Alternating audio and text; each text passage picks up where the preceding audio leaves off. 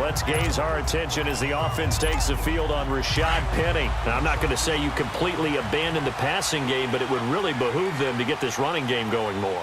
That's the identity most teams are seeking. Able to establish themselves, control the game by running it, have to touch it multiple times in order to have success in this game. Yeah, as we say, yeah, that's right. As we say all the time, that sets up the passing game. I feel like a broken record with that. Listen, we can be broken records all we want. Bottom line is, lather up that big horse and let him run.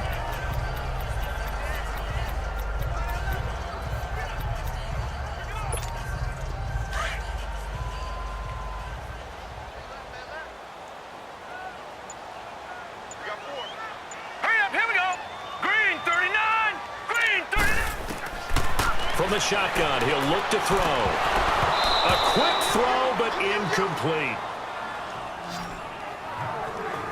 Nice play there to force the incompletion. And to me, one thing's for sure.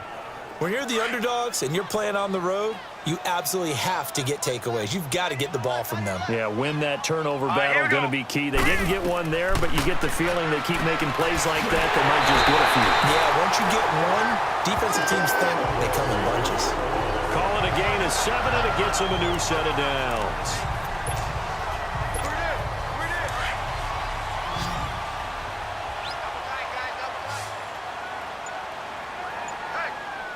Now let's go. Green, 39. Back to throw now on first down. Gets this one left side to Pettis. And he'll be taken down, but not before he gets into enemy territory. They give him 13 yards there on the play and a fresh set of downs. Partner, this is one of the best routes anyone can have in their offensive playbook. Tough to defend because you think it's a go route, and then he breaks it back on the comeback. There's one other thing you need as well. A well-thrown ball? Exactly right. You have a guy who has some precision in throwing the football because of the timing of the route. All right, here we go. Green, 39. Green, 39. And they'll go with a ground attack here. And able to push his way forward here for a good little gain. And give him 4 yards there. It'll be 2nd and 6. When we see those runs to the perimeter, when we see those runs to the edge, we think about big breakers, don't we? In this case, it was a modest gain, but it does open up possibilities here on 2nd down.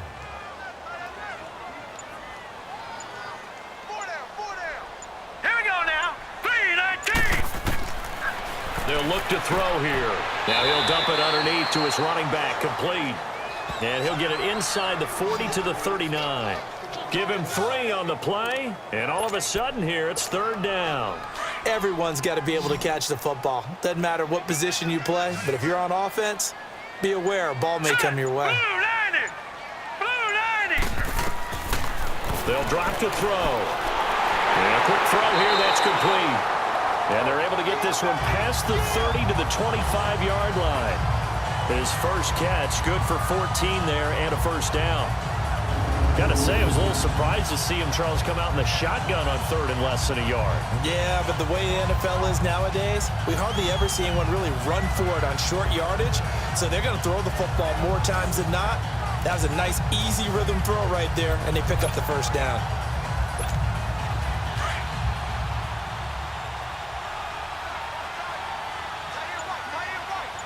All right, here we go. Blue 90. Blue 90. They'll run it now out of the gun. And he's going to take this one down to about the 23-yard line. 2 yards on the carry there. It'll be 2nd down. They tried a quick hitter inside, but that one was swallowed up because what they're hoping, those big defensive linemen will take the bait and move laterally and open up a crease that they can run through. Didn't happen on that play. Hurry up, here we go. Green 39.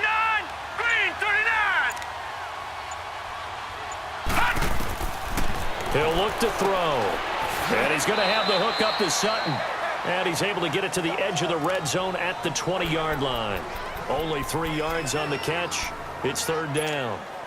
When you see zone defense and you know you've got a drag route on as your primary call, you've got to be really careful as a passer about how far you let your guy go because he might wander into some tough coverage. Out of the gun now on 3rd down. And he couldn't hang on to it through the contact. Incomplete.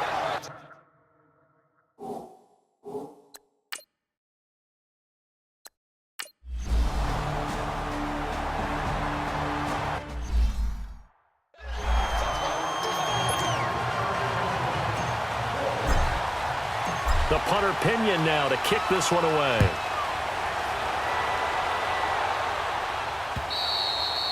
And that'll carry over the back line of the end zone for a touchback.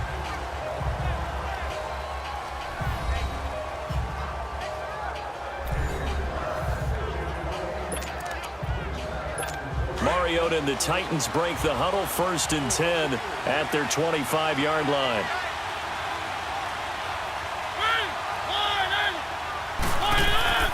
Now Mariota toward the center of the field, but it's incomplete. And that's one he's got to be happy to have back. There wasn't a hole open in the zone. You'd have to think on early downs like that, first down there, need to be a little bit more careful. Yeah, fortunately for him, got a couple more downs to play with. Line of scrimmage, again the 25, 2nd and 10. A 2nd down throw here for Mariota. Oh, it's a screen pass. It's complete. And this one goes nowhere. Losing yardage back at the 22. That'll set him back with a loss of 3 on the play. And it'll be a 3rd and about 13.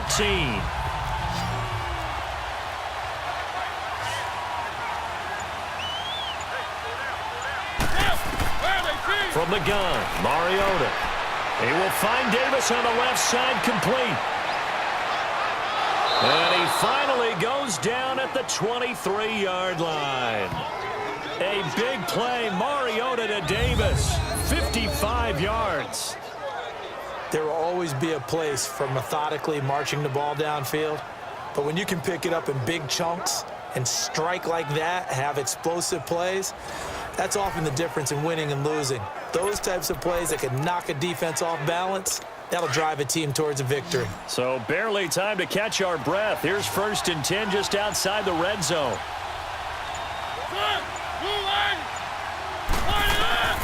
Mariota now to throw on 1st down. That is caught at the 7. And they will eventually get him down, but he's inside the 5 all the way to the 3.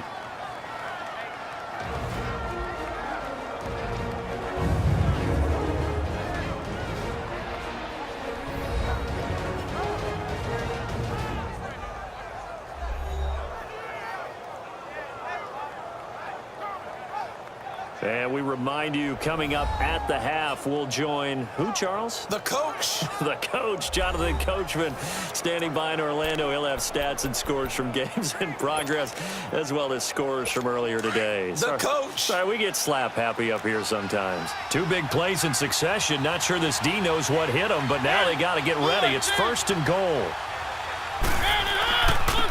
Now a handoff looking right. And they'll get him down just shy of the goal line at about the 1. Give him 2 yards on that one. 2nd and goal now. Well, it's been the air game that's taken them down on this drive before they finally turned around and handed it off on the last play. And now they're looking for the big boys to get him in the end zone. Couldn't do it there. It'll be interesting to see. Offensive lines had to pass block a lot on this drive. Will they be able to revert and fire out and create some space in the run game? Now a 2nd down throw for Mariota. Under pressure now, and he's going to go down. Sacked back around the 8. When you're this close to the goal line, you got to expect pressure from the defense, so the ball's got to come out fast. Got to get out of his hands quicker. So 3rd and goal, and the 49er faithful making some noise for their defense. From the shotgun, it's Mariota. This is caught. And he'll be brought down right on the edge of the goal line at about the 1-yard line. They wind up with 6 on the hook up there, but it's not enough. 4th and goal. So much about offense is what you call hidden yardage. You know, you throw the ball to someone, they catch it, and then they can make a big play. You know, they create a play, run after catch. They did a really nice job there of limiting that and keeping him from a 1st down. Yeah, stopped him in his tracks.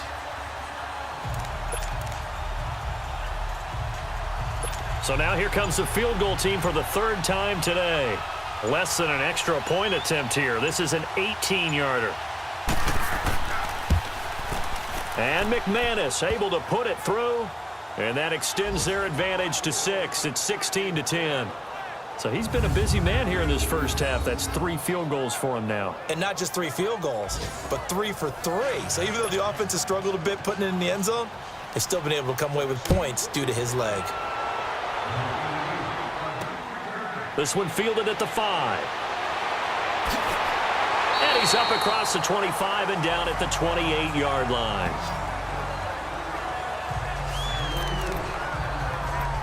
Getting set to go again as we look at the back heading onto the field again. He's been good. They've utilized him well, but they're losing here in the second quarter. What might they change offensively? I think that what you try and do is expand how you get the ball to him a little bit. Get him out in open space, maybe swing the ball to him. What's that they used to call in the West Coast offense, the long handoff? Yeah. Serve as your running play that way, as well as continue to feed him the football. Some of these runs now may pop bigger later in the game because of the effects of running it. Sometimes people, after a while, they don't want to tackle him anymore, or they get tired, or they get out of position, or he runs through tackles. Continue to feed him the ball. He's having that kind of game. Yeah, might they get him the ball in some space in some different ways here. Now let's go. Green, 30. Now it's the fullback. This is Kyle Juszczyk. And he'll push his way forward to about the 32. Give him 4 on the ground there. They're now left with 3rd and 6.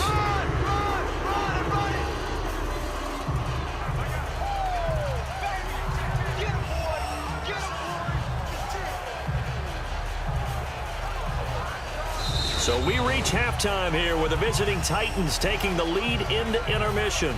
As we send you cross-country to Orlando, Jonathan Coachman is there and has our EA Sports halftime report. All right, Brandon, thanks. A few teams starting to rise to the top as it's time to take you around the NFL here in Week 6. We'll get started out in Texas, NRG Stadium in Houston. And it's the Cardinals who are out front in that one. The Cardinals looking to sew that one up, and they look to be in pretty good shape. From there, let's head off and check out a second game. And they were losers in that one to the visiting Minnesota Vikings. Finally, let's get to Indianapolis. Check on the Colts at home at Lucas Oil Stadium. And they were winners in that one as they defeat the visiting Seattle Seahawks. 24-6 was the final score. In our game, it was Marcus Mariota with a strong first half. His guys are out in front as we get you back out to Santa Clara, where we rejoin Brandon Godden.